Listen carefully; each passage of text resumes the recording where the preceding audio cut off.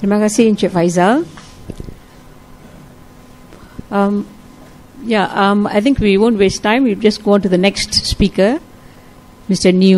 Sin Yu, to give his presentation.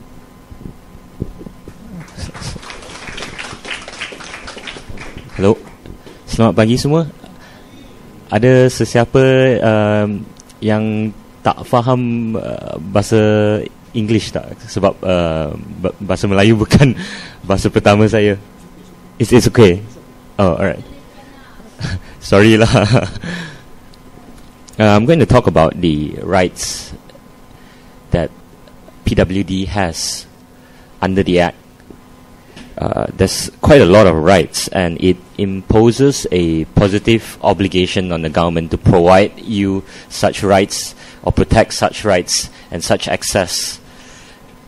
I'll start with the first right. It's Section 26. It's the access to public facilities, amenities and services and buildings. This would include examples such as public toilets. It must be PWD friendly. Car parks, it must be too far away to render it inaccessible for persons to with wheelchairs to access the government departments. The ramps, the stairs, it must take into account people with disabilities when they construct such ramps or such buildings.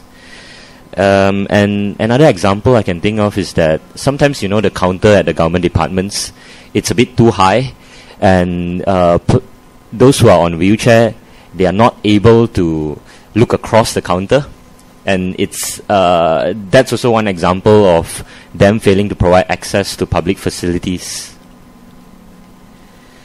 The second access that you have is that the right to have access to public transport facilities.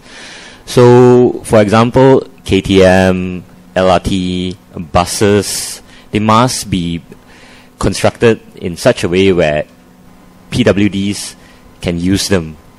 I think a number of years ago there's a problem with monorail, if I'm not wrong. There's a gap between the train, the train and the platform, and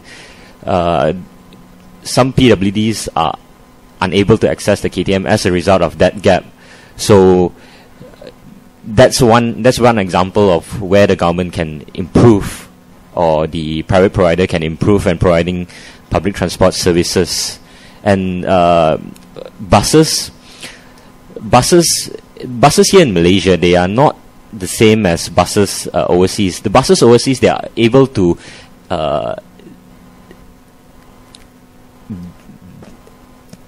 reduce their height so that those who are on wheelchairs or other PWD are able to get on the buses.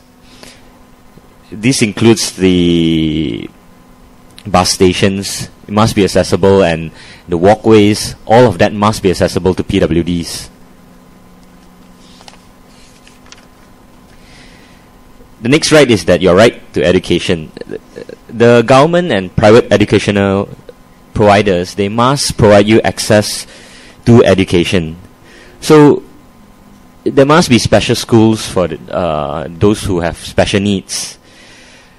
And not only that, there must be special schools, there must be sufficient special schools. So for example, if you have one special school in KL, but you have no special school in Penang, it's unreasonable to require someone all the way from Penang to travel all the way to KL just to have education. So there must be enough schools in the country for persons with disabilities. And this would include core curriculums. The core curriculums required by PWDs is really different from, well, not entirely, but it must take into account the needs, and it must change to the requirement of PWDs as well. Yeah. And there must be special teachers, and there must be enough of them. So this includes in your right of education. Next is your access to employment.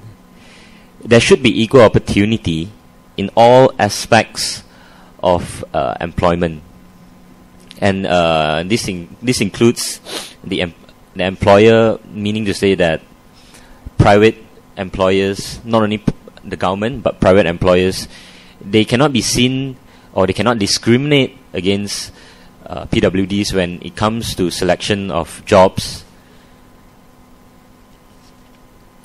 Next is your access to information, communication, and technology.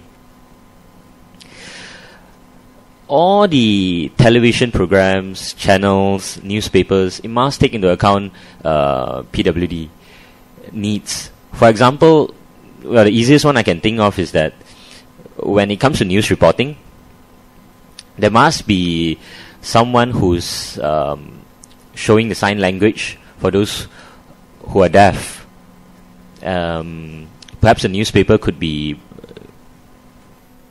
printed in Braille as well. So that's one example for your access to information, communication, and technology. Yeah, the subtitles. Yeah, that's all. I guess I can't think of any other example. Next is your access to cultural life. So, for example, museums. There must be, you know, when you go to museum, there's information on what you're seeing in the museum. Perhaps Braille could be on the information provided as well. And your access to recreation, leisure, and sport. For example, parks, playgrounds, it should be PWD friendly. Badminton courts, basketball courts, that should be PWD friendly as well. Next is your habilitation and rehabilitation. I have a friend. Her brother is severely disabled, and she wasn't able to find any special care, any experts for the rehabilitation of her brother in Malaysia. So they had to engage an expert all the way from UK just to come to Malaysia to for the physical therapy of her brother. And under this act, the government should provide such habilitation or such experts for habilitation and rehabilitation for PWDs. Then there's also your in-home residential and other community support services. For example, if you're at home and if you're living alone, you are not able to get out of the house yourself. So that's one thing that should be taken into account by the government. They should be able to provide in-home services to avoid PWDs from being disengaged from the society. And then there's your access to health. The access to health should not be seen to discriminate against PWD. For example, one example I can think of is that the cervical cancer injection, the free provision of cervical cancer injection, they should not turn you away simply because you are disabled. So it must be equal across the board to every citizen.